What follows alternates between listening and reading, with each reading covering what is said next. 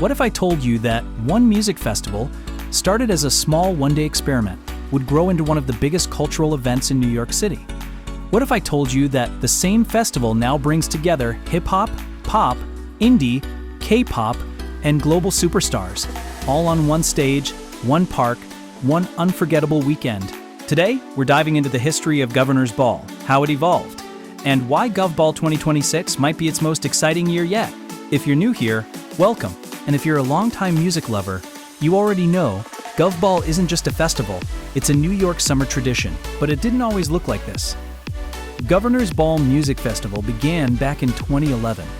At the time, it was just a one-day festival held on Governor's Island, featuring mostly rising and alternative artists. There were no massive crowds, no international headliners, just a bold idea: create a music festival that truly reflected the diversity of New York City. As attendance grew, so did the festival. It expanded to multiple days, moved to Randall's Island, and eventually found its permanent home at Flushing Meadows Corona Park in Queens, one of the most iconic parks in the city. Over the years, Gov Ball became a launchpad for legends and future icons.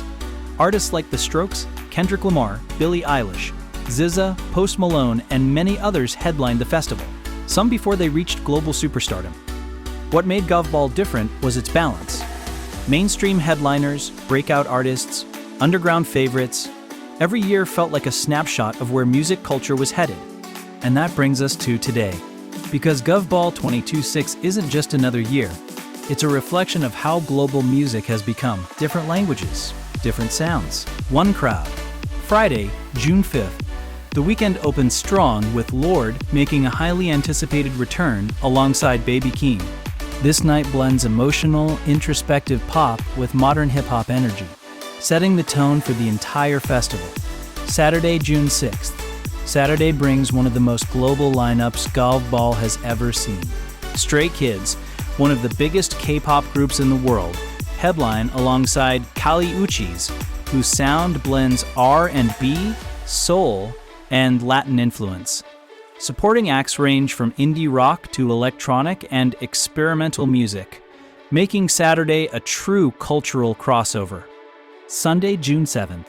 Sunday closes the festival Rocky, a New York icon, and Jennie from Blackpink, one of the biggest pop stars on the planet. This day represents the full circle of Gov Ball, New York roots meeting global fame. Gov Ball 2026 isn't just about the lineup, it's about what it represents. Music without borders. Artists from different cultures sharing the same stage. Fans from around the world coming together in one city for 3 days.